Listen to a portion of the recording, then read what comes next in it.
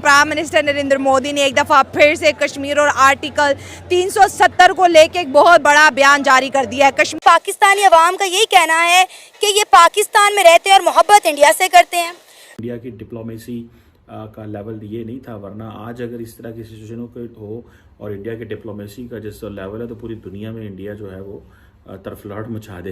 India में जितने मुसलमान बिजनेसमैन हैं, क्या आपको लगता है चाइना में इतने मुसलमान बिजनेसमैन? बिल्कुल नहीं है बिजनेसमैन, हमें नजर ही नहीं आया। इंडिया में मुसलमानों को ज्यादा आजादी होगी या चाइना में? इंडिया में एरियाज में आज स्कूलों के अंदर, कॉलेजों के अंदर पाकिस्तान का तराना नहीं पढ़ा जा सकता, उनके अंदर पाकिस्तान का झंडा नहीं लहराया जा सकता। बात ये की जा रही है कि कश्मीर के अंदर हिंदू पंडितों को वापस बुलाया जाएगा। मोदी साहब ने जो कहा है कि माइनॉरिटीज़ को हम कश्मीर के अंदर जो है पुरअमन तरीके से बजाएंगे। उन्होंने, मैं जो समझता हूँ कि ये गद्दार लोग हैं, इन्होंने जिनसे खाया है उन्हीं के खिलाफ हैं। तो बाइकआउट की धमकी उनकी एक्सेप्टेबल है, इसलिए कि हमारी हैसियत नहीं है कि हम उनको आंखें दिखा सकें। इंडिया की हुकूमत ने ये सोचा कि ऐसे की जाए कि ट्रेन पुलिस या कमांडोज को भेजा जाए और वो जाके इसमें कोई एक्शन लें। नारा ये भी लग रहा है कि पाकिस्तान और चाइना यहाँ से निकल जाए। मतलब कोई किसी किस्म का रिलेशन नहीं रखेंगे, बॉयकॉट पाकिस्तान का वहाँ पे ट्रेंड चल रहा है। उसकी रीजन शायद आपको पता हो, मैं बता देता हूँ। कश्मीर में अभी क्या वजह है, इंडिया से इतनी मोहब्बत क्यों? धारा 370 अब हिस्ट्री बन चुकी है और अब बारी है कश्मीर से विस्थापित हुए कश्मीरी पंडितों, हिंदुओं और सिखों को वापस कश्मीर में बसाने की। ये शब्द हाल ही में प्रधानमंत्री मोदी जी द्वारा बोले गए। हेलो दोस्तों, स्वागत है आपका होशियार टॉक्स पर। दोस्तों, कश्मीर में चुनावों का माहौल है जिसे लेकर मोदी जी भी एक्टिव हो गए हैं। मोदी जी ने भिखारी पाकिस्तान पर निशाना लगाते हुए कहा कि धारा 370 अब हिस्ट्री बन चुकी है, जिसे बदलना अब किसी के बस में नहीं। और जो भी कश्मीरी पंडित, हिंदू, सिख, ईसाई जम्मू कश्मीर से संबंध रखते हैं, उन्हें चुनावों के बाद यहाँ लाया जाएगा और बसाया जाएगा। दोस्तों, मोदी जी के इस बयान से पाकिस्तानी सोशल मीडिया में भी खलबली है और अब पाकिस्तानियों को पीओके के जाने का खतरा है, क्योंकि पीओके के लोग खुद भी चोर पाकिस्तानी सरकार से परेशान हैं, जिसे लेकर वहाँ बहुत बड़े लेवल पर प्रोटेस्ट्स भी हो रहे हैं। गिलगित बाल्टिस्तान के लोग भी कह रहे हैं कि हमें चीन और पाकिस्तान से आज़ादी चाहिए, क्योंकि भारत ही हमारा घर है। पाकिस्तानी सरकार और वहाँ की सरेंडर फौज को भी ये डर सता रहा है कि अगर भारत पीओके को लेकर हमला करता है तो हम क्या करेंगे, क्योंकि पाकिस्तान में ना तो खाने को आटा है और ना ही टैंकों में डालने को तेल। तो वीडियो शुरू करते हैं दोस्तों। वीडियो पसंद आए तो लाइक करें और चैनल को भी सब्सक्राइब करें। धन्यवाद दोस्तों। इंडिया हमारे कश्मीर पे कब्जा करने की बातें कर रहा है और हम जो जिनका साथ दे रहे हैं, कोई यौम यकजहती कश्मीर के साथ 5 फरवरी 25 साल से मना रहे हैं जी।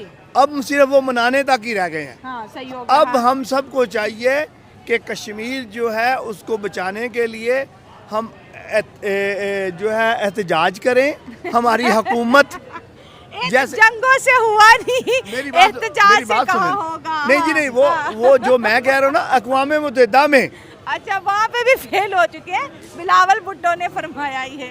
नहीं, बिलावल भुट्टो की ये मैंने नहीं सुनी, आप कह रही हैं तो होगी। क्योंकि कहा कि यूनाइटेड नेशन में कश्मीर के मुद्दे पे भारत की तो दुनिया सुनती है, लेकिन पाकिस्तान की नहीं सुनती। बिलावल का बयान निकाल दे। खैर, मैं इस वीडियो में चला भी दूंगी। असल में बात यह है कि इसमें हमले में हम सबको कुछ ना कुछ तो करना चाहिए। क्या करना चाहिए, यही तो मैं सोच रही हूँ कि ये कश्मीर के नारे लगाए जाते हैं। मोदी साहब बार बार कहते हैं पाकिस्तानियों होश के नाखून लो, ये कश्मीर तुम्हारा नहीं हो सकता। इसकी हिस्ट्री आपको करनी पड़ेगी 1965 से। ठीक है, 19 इंडिया को ये चीज़ें नहीं पता थी।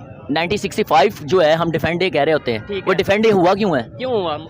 आपने यहाँ सर ये मिलिटेंट जो थे ट्रेन करके लश्कर तैयबा या मुख्तलिफ उसके नाम के ऊपर आपने तंजीमें बनाई जो आज हमारे मुल्क के अंदर अटैक करें, दहशतगर्द बना रही है। हमारी ज़िया की दौर की पैदावार है ना, ये बात तो पता है। ठीक है, आपने वहाँ पर भेज दी, श्रीनगर पर कब्जा हो गया, उनको पता लग गया श्रीनगर पर कब्जा हो चुका हुआ है। यहाँ से पीछे आर्मी जाकर टेक ओवर करना था, उसने सारे महाज खोल दिए, सारे बॉर्डर पर फौजें चढ़ा दी।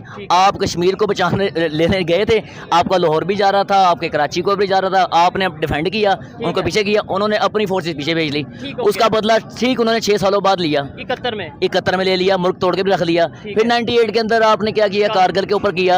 आप ये काम तो करते रहे हो, अपने तैयार करके बंदों को भेजते हुए। इनकी मेज़बानी तो पाकिस्तान ने की है, लेकिन आप देखें इनकी मोहब्बत इंडिया के साथ है। जो पाकिस्तान ने पिछले 1 साल पहले ये एक डिसीजन लिया है कि जो अफगानी है उन्हें पाकिस्तान से निकाला जाए, तो वो बहुत अच्छा डिसीजन है। क्योंकि जितने ही अफगानी हैं उनकी खिदमत हम लोगों ने की पाकिस्तानियों ने, लेकिन ये सारे के सारे इनके दिल जो है वो इंडिया के साथ हैं, इसलिए गवर्नमेंट का ये बड़ा अच्छा फैसला था। क्या वजह है, इंडिया से इतनी मोहब्बत क्यों? वही आपकी वाली बात करना चाहूँगी कि पाकिस्तान ने अफगानियों के लिए बड़ा कुछ किया है। इवन के पाकिस्तान ये कहते हैं कि अफगानियों को हमने 40 साल पनाह दी, उसके बावजूद भी इनको इंडिया से इतनी मोहब्बत की वजह समझ नहीं आ रही। असल में बस ये लोग जो है, मैं जो समझता हूँ कि ये गद्दार लोग हैं, इन्होंने जिनसे खाया है उन्हीं के खिलाफ हैं। आप देखें अभी भी ये जो दहशतगर्दी कर रहे हैं हमारे मुल्क में, और इंडिया के साथ मिले हुए बैक एंड पे, इंडिया इन्हें सपोर्ट करता है और ये हमारे मुल्क में आके दहशतगर्दी करते हैं। इंडिया की बात कर ले, वो अग्नि 4 की अपना जो सा मिसाइल टेस्ट कर रहा है, जो न्यूक्लियर कैपेबल है। इसके अलावा अगर हम दूसरे कंट्रीज की बात करें, क्या समझते हैं कि वहाँ पे भी तो दूसरे कंट्रीज में लोग डेवलपमेंट की तरफ जा रहे हैं और हम इधर एक दूसरे को मुस्लिम काफर इस तरीके से कहने पे मसरूफ है। सर पहली बात तो ये है, हमारे नजदीक तरक्की वही है जो दीन इस्लाम में है। ठीक है, दीन इस्लाम के बगैर तरक्की नहीं है। ठीक हो गया। अब आप रास्ता भटक गए हैं, हुक्मरान रास्ता भटक गए हैं, तो इसमें हमारा कसूर नहीं है। हमारा मोटो आज भी है, सूद हराम है, सूद हराम है। नहीं, इस्लाम ये भी तो कहता है ना दुनियादारी में भी आओ। क्या आप क्या कहते हैं? इस्लाम कहता है टेक्नोलॉजी में आप आगे ना जाएं। जी जी, ये देखिए इस्लाम तो क्या कहते हैं, आप देखें फिर मैं बात लंबी हो जाएगी। मैं तो कितने साइंसदान हैं, मैंने इसलिए तो देखे आपसे वक्त लिया, रिक्वेस्ट किया कि काइंडली मेरे साथ बात करें। साइंसदान है, जमीन की पैमाइश किसने की है? किसने की है? जी मुसलमान साइंसदान ने। अच्छा। और इसका जो जितना निजाम है उसकी पैमाइश के मुताबिक, जमीन की पैमाइश, सियारों की आमतौर चांद का बढ़ना और घटना, ये सारे मुसलमान साइंसदान है। हुआ क्या है, आगे हमें जाहिल हुक्मरान मिल गए। ठीक हो गया। कुछ ख्यालात यहाँ तक पहुँचे क्यों, इसके पीछे बहुत सी रीजन है। अभी कुछ वहाँ पर लोग ऐसे लोग हैं जो नफरत फैलाते हैं, लेकिन कुछ वजूहत भी है इन लोगों के। अभी देखो जो बलोचों के जो मुतालबात है वो भी तो करेक्ट है उनके। देखो पाकिस्तान के कानून में ये कि जहाँ से वो जो मादनियात निकलते हैं सबसे पहले उस पर किसका हक होगा? जो इस एरिया की मिनरल्स होती हैं हक उन्हीं का ही होता है, उसका होगा। लेकिन देखो बलूचिस्तान के जितने भी इलाके मेल और लाई से हूँ वहाँ पर कोई गैस नहीं। बलूचिस्तान से? मैं बलूचिस्तान और लाई से हूँ, लेकिन वहाँ पर भी कोई गैस नहीं है। गैस नहीं है ना, तो बिल्कुल बिजली तो तकरीबन 10 घंटे 12 घंटे है, लेकिन लोडशेडिंग क्या है 15 घंटे।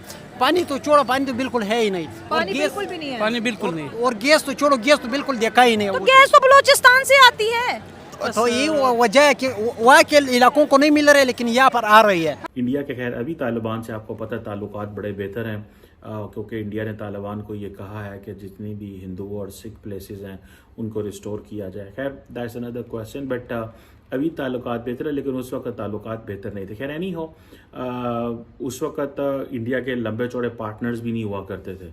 India was a normal country. अभी तो इंडिया का इन्फ्लुएंस बहुत ज़्यादा, लेकिन उस वक्त जारी बात है इंडिया का इन्फ्लुएंस इतना ज़्यादा नहीं था।